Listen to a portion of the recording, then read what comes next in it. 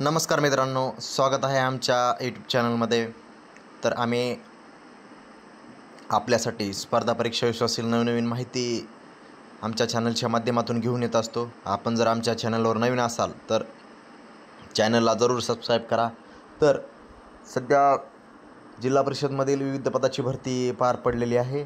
यामधीलच आरोग्य सेविका पदाची सुद्धा भरती झालेली आहे. काही जिल्ह्याचे निकाल हे लागलेले आहेत आणि थोडेफार जिल्हा परिषदचे निकाल येणे बाकी आहे. तसेच काही जिल्हा परिषदसाठी कागदपत्र पडताळणीसुद्धा पार पडलेली आहे आणि काहीची कागदपत्र पडताळणीची प्रक्रिया सुरू आहे.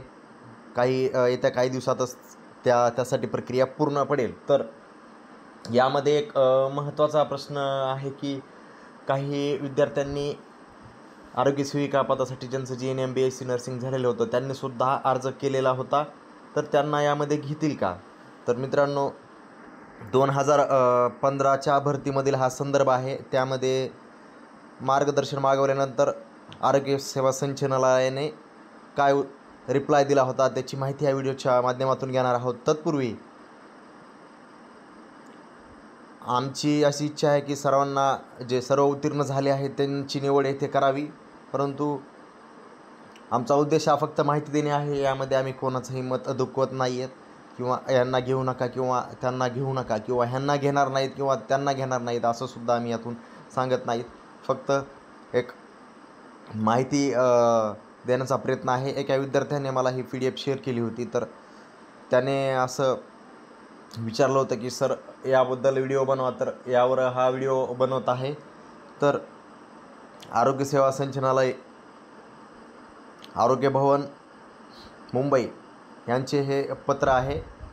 तर जिल्हा आरोग्य अधिकारी जिल्हा परिषद सिंधुदुर्ग यांना हे पत्र दिलेलं आहे. याचा विषय आहे आरोग्य सेवक महिला या संवर्गाची पदे भरण्याबाबत सन 2015 म्हणजे 2015 मधील आरोग्य सेवक महिला या पदाची पदे करण्याबाबतचा पदे भरण्याबाबतचे हे पत्र आहे. यामध्ये या संदर्भामध्ये क्रमांक 1 मध्ये जिल्हा आरोग्य अधिकारी जिल्हा परिषद सिंधुदुर्ग यांचे पत्र दिनांक 22/1/2016, प्रारूप दिनांक 29/2/2016 म्हणजे या संदर्भ क्रमांक 1च्या पत्रान्वये जिल्हा आरोग्य अधिकारी सिंधुदुर्ग यांनी आरोग्य सेवा संचालनालयाला याबाबत माहिती मागवली होती भरतीबाबत, की या भरतीबाबत कोणती पात्रता असलेले विद्यार्थी उमेदवार हे भरायचे याबाबत माहिती मागवली होती. त्यानंतर संदर्भ क्रमांक 2 जी की जाहिरात आहे जिल्हा परिषदची, या दोन्ही संदर्भाच्या अनुषंगाने उपसंचालक शुश्रूषा आरोग्य सेवा संचालनालय मुंबई यांनी हे रिप्लाय दिलेला आहे. यामध्ये असं त्यांनी म्हटलं आहे की उपरोक्त संदर्भीय विषयान्वये आरोग्य विभाग जिल्हा परिषद अंतर्गत सरळ सेवा भरती 2015 अंतर्गत एकूण 14 आरोग्य सेवक महिला भरतीसाठी जिल्हा निवड समितीमार्फत दिनांक 2/11/2015 रोजी जाहिरात प्रसारित करण्यात आली होती व या पदासाठी ऑनलाईन अर्ज मागविण्यात आले होते. तसेच जाहिरातीत ANM ट्रेनिंग कोर्स उत्तीर्ण असणे आवश्यक आहे व महाराष्ट्र परिचर्या परिषदेमध्ये नोंद झालेली असावी हे स्पष्ट नमूद केलेले आहे, जे की ह्या जाहिरातीत पण आहे. म्हणजे सध्या 2023ची जी जाहिरात होती त्यामध्ये सुद्धा ANM ट्रेनिंग कोर्स उत्तीर्ण असणे आवश्यक आहे व महाराष्ट्र परिचर्या परिषद आणि विदर्भ परिचर्या परिषद यापैकी एका ठिकाणी नोंद असणे आवश्यक आहे असे नमूद आहे. सदर जाहिरातीनुसार आरोग्य सेवा महिला हे पद ANM शैक्षणिक अर्हताधारक उमेदवारासाठीच असल्यामुळे अर्हताधारक उमेदवाराची निवड करून नेमणूक देण्यात यावी. म्हणजे त्यात ह्यांनी असं हायलाईट केलं आहे की जी जाहिरात होती त्या जाहिरातीनुसार हे पद ANM शैक्षणिक अर्हताधारक पदासाठीच असल्यामुळे अर्हताधारक उमेदवाराचीच निवड करून नेमणूक देण्यात यावी.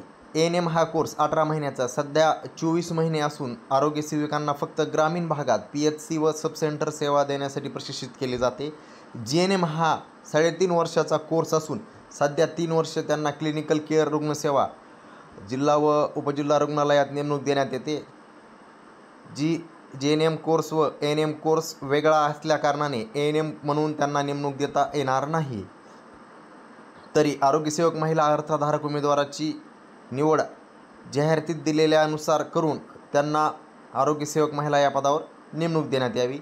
तर हे उपसंचालक शुश्रूषा आरोग्यसेवा संचालनालयाचं पत्र आहे।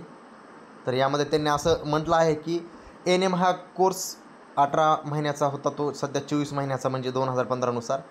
तर हा कोर्स ग्रामीण भागातील आरोग्यसेवेच्या स्वरूपानुसार केलेला आहे, बनवलेला आहे, जो की PHC आणि सब सेंटर यामध्ये सेवा देण्यासाठी ट्रेनिंग देण्यात येतं त्यामध्ये। आणि GNMमध्ये जे जिल्हा रुग्णालय आहेत, उपजिल्हा रुग्णालय आहेत आणि जे क्लिनिकल केअर सेंटर्स आहेत रुग्णसेवा यासाठी सेवा देण्यासाठी बनवलेला आहे। त्यामुळे या दोन्ही कोर्समध्ये फरक आहे, त्याच्या स्वरूपामध्ये फरक आहे।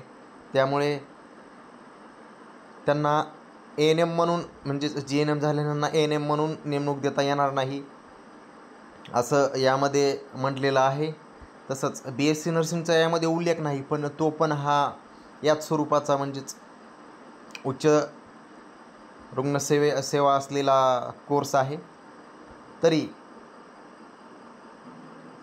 त्यांनी शेवटी हायलाईट करून असं म्हटलं आहे की तरी आरोग्यसेवक महिला अर्थधारक उमेदवाराचीच निवड जाहिरातीत दिल्यानुसार करून त्यांना आरोग्यसेवक महिला या पदावर नेमणूक देण्यात यावी। तर जाहिरातीत दिलेल्या पात्रतेनुसार म्हणजे ANMसाठी त्यांनी नेमणूक द्यावी असं त्यावेळेस कळवलेलं होतं। तर अशा प्रकारचं हे त्यावेळेचं पत्र आहे।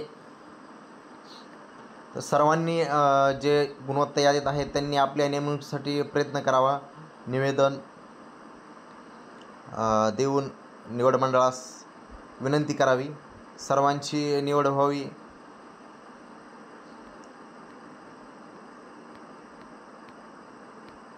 अशी आमची शुभेच्छा।